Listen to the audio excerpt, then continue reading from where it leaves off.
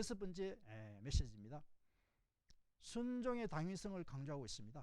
순종해라.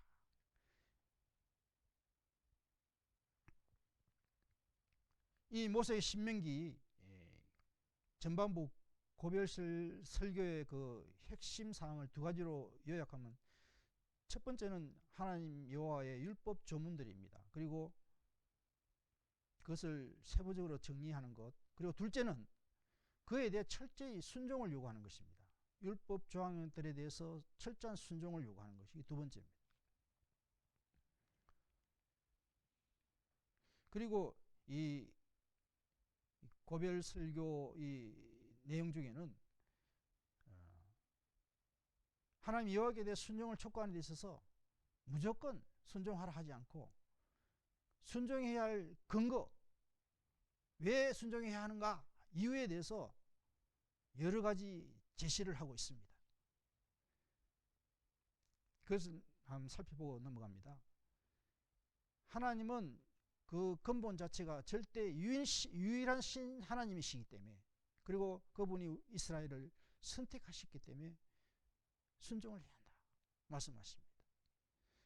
10장 12절 말씀, 이스라엘아 내 하나님 여호와께서 내게 요구하시는 것이 무엇이냐, 곧 내 하나님 여호와를 경외하여 그의 모든 도를 행하고 그를 사랑하며 마음을 다하고 뜻을 다하여 내 하나님 여호와를 섬기고 내가 오늘 내 행복을 위하여 내게 명하는 여호와의 명령과 규례를 지킬 것이 아니냐. 하늘과 모든 하늘과 땅과 그 위의 만물은 본래 내 하나님 여호와께 속한 것이로되 여호와께서 오직 내 조상들을 기뻐하시고 그들을 사랑하사 그들의 후손인 너희를 만민 중에서 택하였음이 오늘과 같으니라.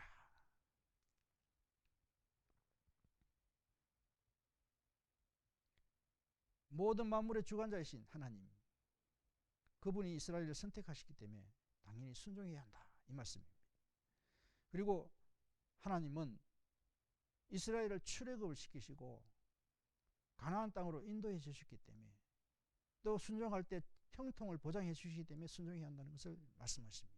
11장 8절 말씀, 그러므로 너희는 내가 오늘 너희에게 명하는 모든 명령을 지키라. 그리하면 너희가 강성할 것이요 너희가 건너가 차지할 땅에 들어가서 그것을 차지할 것이며, 또 여호와께서 너희의 조상들에게 맹세하여 그들과 그들의 후손에게 주리라고 하신 땅 곧 젖과 꿀이 흐르는 땅에서 너희의 날이 장구하리라. 형통을 보장하십니다. 그래서 순종해야 한다. 순종할 때 그것을 누리게 된다는 것입니다.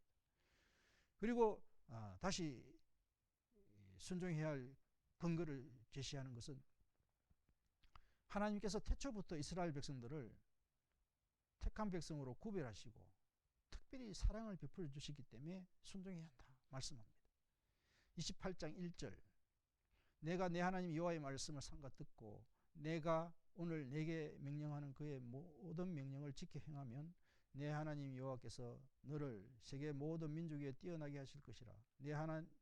내가 내 하나님 여호와의 말씀을 청종하면 이 모든 복이 내게 임하여 내게 이르리니, 그리고 9절에 넘어가서 여호와께서 내게 명시하신 대로 너를 세워 자기의 성민이 되게 하시리니 이는 내가 내 하나님 여호와의 명령을 지켜 그 길로 행할 것임이니라. 특별히 이스라엘을 하나님의 성민으로서 되게 하신다는 그런 분이시기 때문에 그 말씀을 순종해야 한다 강조하고 있습니다.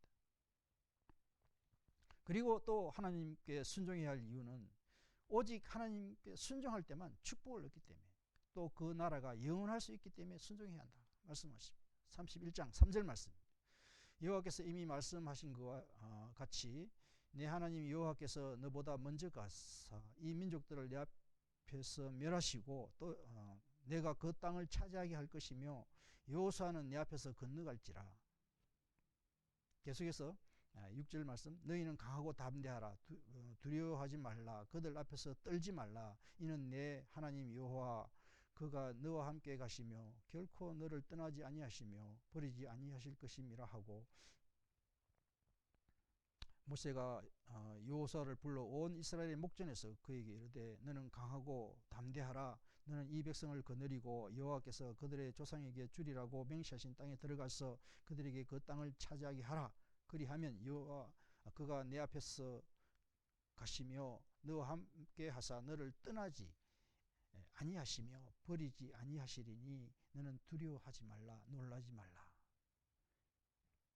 이렇게 하나님께서 우리가 하나님에 대하여 순종해야 될 많은 이유를 제시하고 있습니다. 그런데 그 중에서 가장 중요한 것은 왜 순종해야 하는가, 이런 논리적인 근거와 지식보다는 그보다 더 중요한 것은 무엇입니까? 하나님을 향한 뜨거운 사랑, 그리고 하나님을 경외하는 것, 그 말씀을 현실 생활에서 묵묵히 실천하는 것이 가장 중요하다는 것입니다.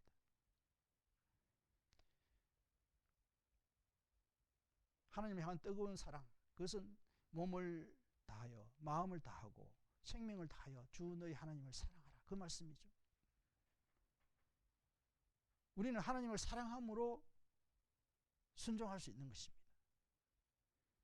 하나님을 사랑함으로 순종하는 그 순종을 하나님은 가장 기뻐하시는 순종으로 받으십니다. 요한복음에도 보면 예수님께서 14장 15절 말씀으로 너희가 나를 사랑하면 나의 계명을 지키리라. 우리가 주님 주신 계명을 지킬 수 있는 것은 주님을 사랑할 때 그 계명을 지킬 수가 있습니다. 요한복음 13장 4절 말씀, 내 새 계명을 너희에게 주노니 서로 사랑하라. 내가 너희를 사랑한 것 같이 너희도 서로 사랑하라. 너희가 서로 사랑하면 이로써 모든 사람이 너희가 내 제자인 줄 알리라. 우리도 서로 사랑할 때 주님의 계명을 지키게 되는 것이고, 또 그것으로서 우리는 주님을 사랑하는 표시가 되는 것입니다. 계속해서 14장 요한복음 14장 21절에 보면 나의 계명을 지키는 자라야 나를 사랑하는 자니 나를 사랑하는 자는 내 아버지께 사랑을 받을 것이요 나도 그를 사랑하여 그에게 나를 나타내리라. 사랑을 제외하고서는, 그것이 없이는 우리는 하나님께 순종할 수 없다는 것입니다. 하나님에 대한 순종은 바로 그리스도와 하나님에 대한 사랑이 있을 때 그 순종이 나옵니다. 사랑이 없으면 순종할 수 없습니다. 사랑이 없으면서도 순종하는 것은 순종하는 채 할 뿐입니다. 하나님께서는 우리의 순종의 내용까지도 아시는 분입니다.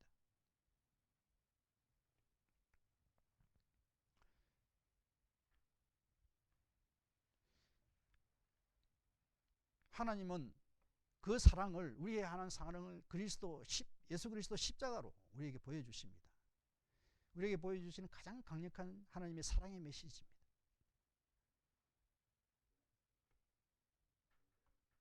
우리가 그 십자가를 통해서 하나님의 그 사랑을 알고, 또 하나님의 보내신 예수 그리스도, 그분을 믿고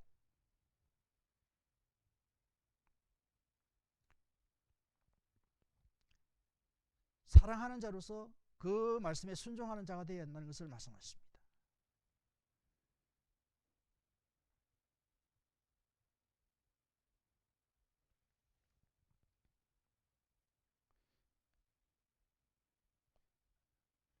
일곱 번째 메시지입니다.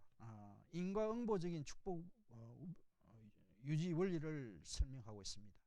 인과응보적인 축복 원리, 축복의 유지 원리. 신명기에서 특별히 강조하는 내용입니다.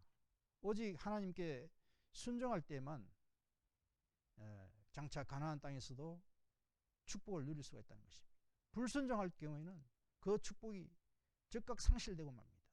재앙이 임할 것이다 라는 내용을 계속해서 반복하고 있습니다. 그래서 순종할 때는 축복이, 불순종할 때는 재앙이 주어진다는 이 명제는 신명기 역사 철학이라 이렇게까지 표현하고 있습니다. 이스라엘 백성들은 하나님의 무조건적인 사랑으로 선택받은 백성들입니다.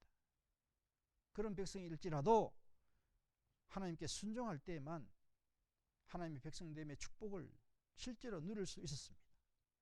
신명기 30장입니다. 20절 말씀. 내 하나님 여호와를 사랑하고 그의 말씀을 청종하며 또 그를 의지하라.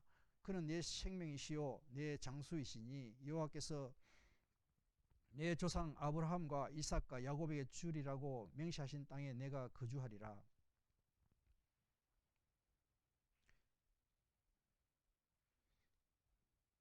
주님을 사랑하고 순종할 때 하나님께 약속하신 그 모든 축복의 약속을 누릴 수 있다는 것을 말씀하고 있습니다.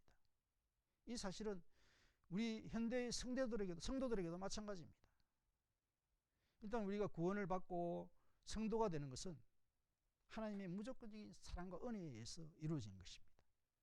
그런데 우리가 성도가 되었다, 하나님의 자녀가 되었다 해서 무조건 축복을 누릴 수 있는 것이 아니라는 것입니다. 축복을 누리는지 누릴 수 없는지는 오직 우리가 우리의 순종의 자세, 그것이 달려있다, 이렇게 말씀하는 것입니다.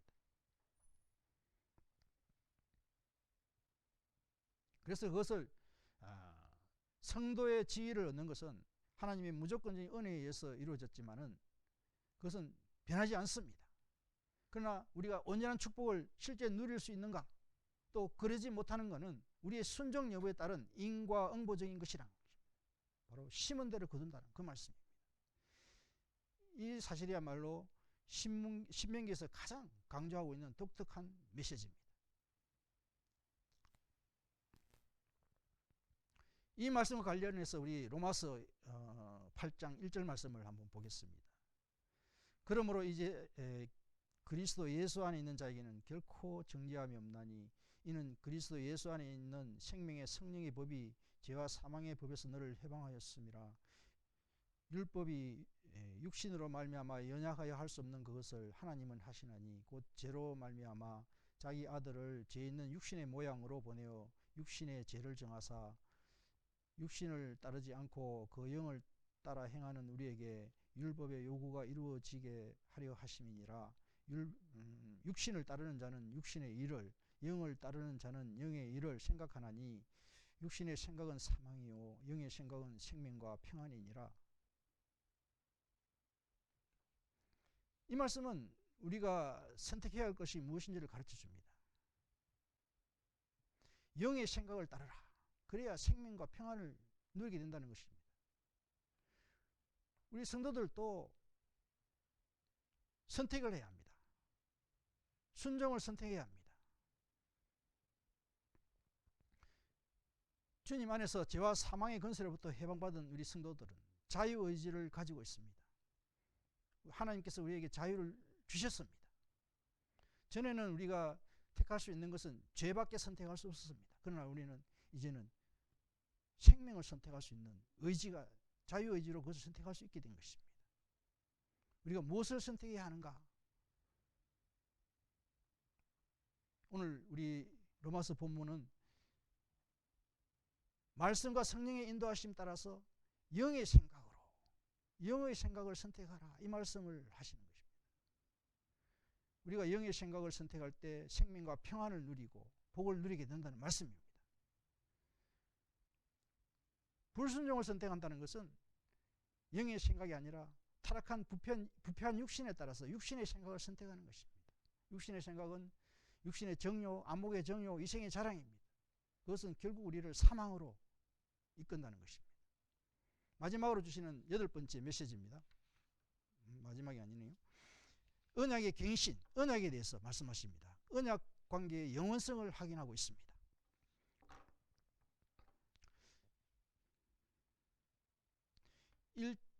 1장에서 30장까지는 총 3부로 구성되어 있는 신명기 고별 설교의 마지막 부분입니다. 거기에서 모세는 모압 평지 언약 체결 기사를 쓰고 있습니다. 모압 평지에서 다시 언약을 체결하는 그런 내용을 기록하고 있습니다. 첫 번째 시내산에서 언약을 체결했습니다. 첫 번째 언약 체결과 달리 이 두 번째 모압 평지에서 체결하는 언약은 그 내용을 보면 많은 부분이 생략되고 있습니다. 그 이유는 다른 것이 아닙니다. 이미 하나님과 이스라엘 사이에는 선민으로서 언약이 체결되어 있었고, 또 두 번째 그때 이미 체결을 하면서 많은 내용들이 제시가 되었습니다. 근데 지금 두 번째 언약 체결은 이스라엘 백성들이 그 하나님께 주신 그 언약, 율법을 순종해야 될 의무, 그리고 또 그것을 지켰을 때, 또 지키지 못했을 때 나타나는 결과에 대해서 어떻게 될 것인가 하는 가르침, 그것을 강조하고 있기 때문에, 그래서 순종하며 나갈 때는 축복이고, 그것을 순종하지 불순종했을 때는 저주다, 그것을 강조하고 있는 것입니다. 그래서 모압 평지 언약은 새로운 언약이 아니고 다만 갱신하는 것입니다. 그 당사자들이 바뀌었기 때문에 시내산에서 맺었던 그 선민 언약을 갱신하고 있습니다.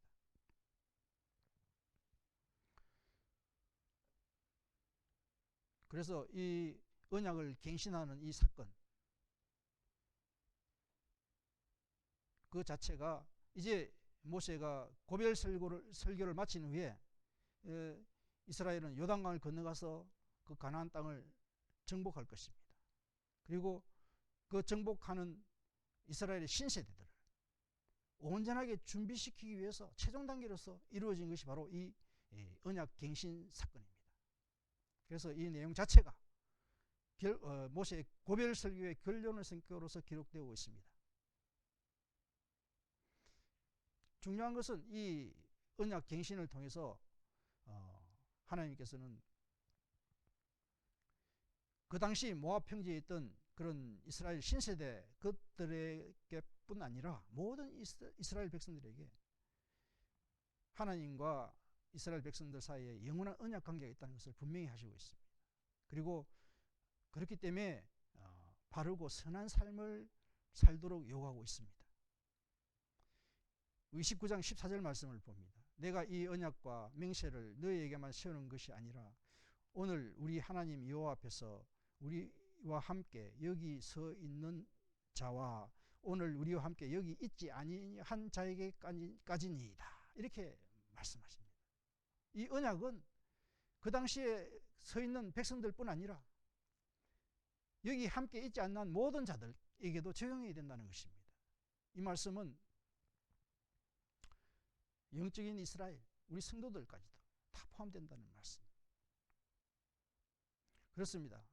그래서 이 구약 선민 이스라엘뿐 아니라 우리 신약 성도, 우리 모두 하나님과 영원한 언약 관계 속에 있는 자들입니다. 인간은 참 관계 속에서 살아가는 존재라고 말하고 있습니다. 수없이 많은 관계 속에서 살아가고 있습니다. 그러나 이 모든 관계 중에서 우리가 가장 궁극적으로, 최종적으로 마지막 추구해야 될 관계는 하나님과의 관계입니다.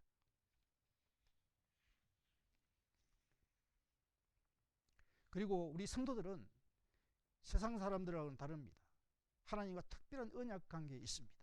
이 사실을 우리는 기억하고 또 이 특별한 언약 관계에 있음을, 이 관계에 성실한 삶을 살아야 합니다. 이 특별한 언약 관계는 어떤 관계입니까? 그것은 피로 맺은 언약 관계입니다. 자녀의 관계입니다. 하나님과의 사랑의 관계입니다. 마태복음 26장에 보면 28절 말씀, 이것은 제3을 얻게 하려고 많은 사람을 위하여 흘린 바 나의 피, 그 언약의 피니라. 예수님께서 자신이 흘릴 십자가의 그 보혈을, 그것을 언약의 피라, 이렇게 말씀하십니다. 이 피로서 맺은 언약입니다. 요한복음 1장 12절에 보면 영접하는 자, 곧 그 이름을 믿는 자들에게는 하나님의 자녀가 되는 권세를 주셨으니, 영접하는 자, 예수님을 주로 시인하고 받아들이고 믿는 자입니다. 자녀가 되는 권세를 주십니다. 주 예수 그리스도를 믿는다. 그 믿음은 내 안에서 나오는 것이 아닙니다. 성령이 주시는 믿음입니다. 로마서 10장 9절에 보면 내가 만일 내 입으로 예수를 주로 시인하며 또 하나님께서 그를 죽은 자 가운데서 살리신 것을 내 마음에 믿으면 구원을 받으리라 말씀하시는데, 우리가 구원과 생명을 누리는 것은 성령의 도우심으로, 성령이 주시는 믿음으로 예수님을 믿고 사랑하고 그것을 누리는 것입니다. 또 그 사랑, 그 관계는 어떤 관계입니까? 로마서 8장 38절에 보면 내가 확신하노니 사망이나 생명이나 천사들이나 권세자들이나 현재 일이나 장래 일이나 능력이나 높음이나 깊음이나 다른 어떤 피조물이라도 우리 주 그리스도 예수 안에 있는 하나님의 사랑에서 끊을 수 없으리라. 어떤 피조물도 그 관계를 깨트리지 못하고 파괴하지 못한다는 것입니다. 주님을 믿고 사랑하고 또 하나님을 사랑하고 그 자녀의 건설을 누리게 된다는 것입니다. 그 관계를 그 누구도 파괴하지 못합니다. 오늘 말씀하신 것처럼 하나님께서는 합력하여 선을 이루십니다. 성부 하나님, 성자 하나님, 성령 하나님이 긴밀하게 합력해서 우리의 구원과 생명의 역사를 이루십니다. 우리를 하나님과 자녀의 관계로, 사랑의 관계로, 주님과 연합된 자로, 성령의 열매가 맺는 삶으로 인도하십니다. 그것이 피로 맺은 영원한 언약 관계입니다. 어떤 피조물도 마귀라 할지라도 그것을 파괴하지 못합니다. 이런 관계를 맺게 하신 우리 하나님께 우리는 무한한 감사를 드려야 할 줄로 믿습니다. 9번째 메시지입니다.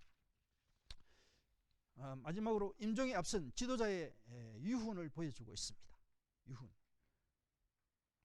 유훈으로 남기는 교훈이라는 뜻이죠. 모세는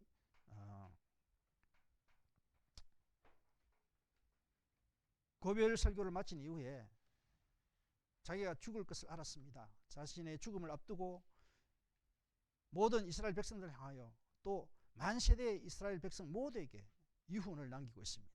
그 내용이 31장부터 33장까지 기록되어 있습니다.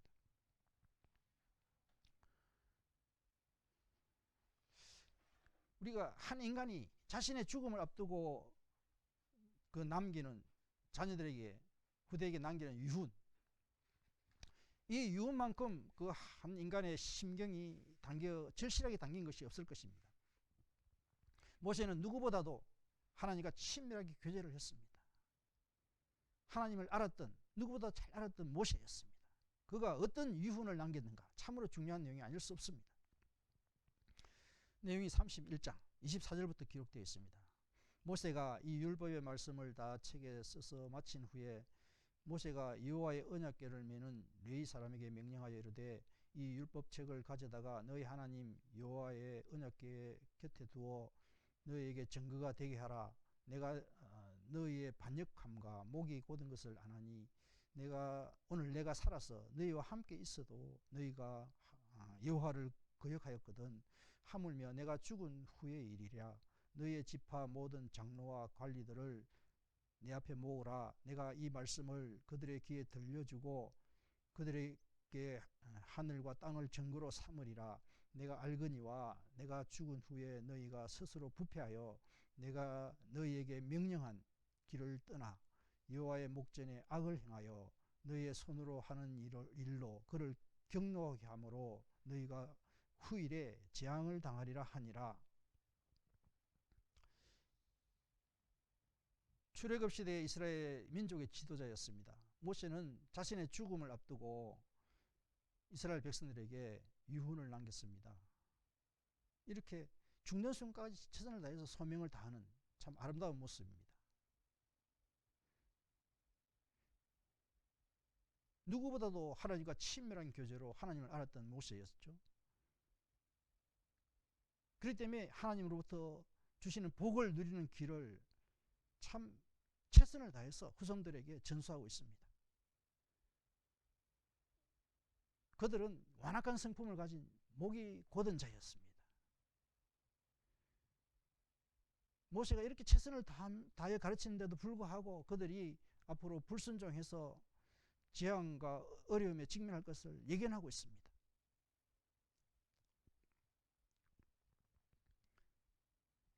모세는 이미 유언을 남기기 이전에 그들에게 당부한 내용이 있습니다. 그것은 신명기 18장 15절에 기록되어 있는데, 내 하나님 여호와께서 너희 가운데 내 형제 중에서 너를 위하여 나와 같은 선지자 하나를 일으키시리니 너희는 그의 말을 들을지니라. 여기 모세와 같은 선지자 하나가 하나님께서 세우신다는 말씀을 하십니다. 누구십니까? 그것은 인류의 유일한 대제사장이요 영원한 왕이신 참된 선지자 예수 그리스도를 말하고 있습니다. 모세가 바로 이 예수 그리스도 메시아를 예언하면서 백성들에게 소망을 가지게 만듭니다. 완악한 성품을 가진 그들이지만 예수 그리스도의 그 말을 듣고 순종할 때는 재앙을 피할 수가 있다는 것입니다.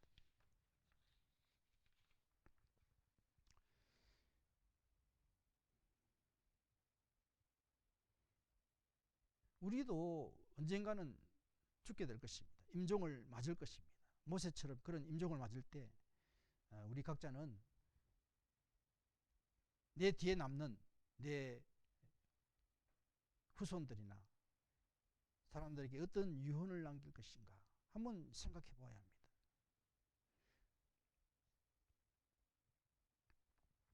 모세가 예언했던 그 참된 선지자, 하나님께서 보내시는 참된 선지자 메시아 예수 그리스도, 예수 그리스도를 믿는 것입니다. 그리고 그 믿음의 바탕에 우리에게 주시는 성령의 도우심을 받아서 예수 그리스도 주님을 바로 알고 그 사랑을 깊이 체험해야 하겠습니다. 그리고 우리가 전할 것은, 후손들에게 전할 것은 바로 그 사랑입니다. 예수 그리스도의 사랑을 후손들에게 전하는 자가 되어야 한다는 것을 말씀해 주십니다. 그것이 바로 후손들이 축복을 누리는 길이라는 것을 알 수 있도록 알려주는 자가 되어야 할 줄로 믿습니다. 그것이 우리의 유훈이 될 수 있기를 주님의 이름으로 축복을 드립니다. 이상으로 강의를 마치도록 하겠습니다. 감사합니다.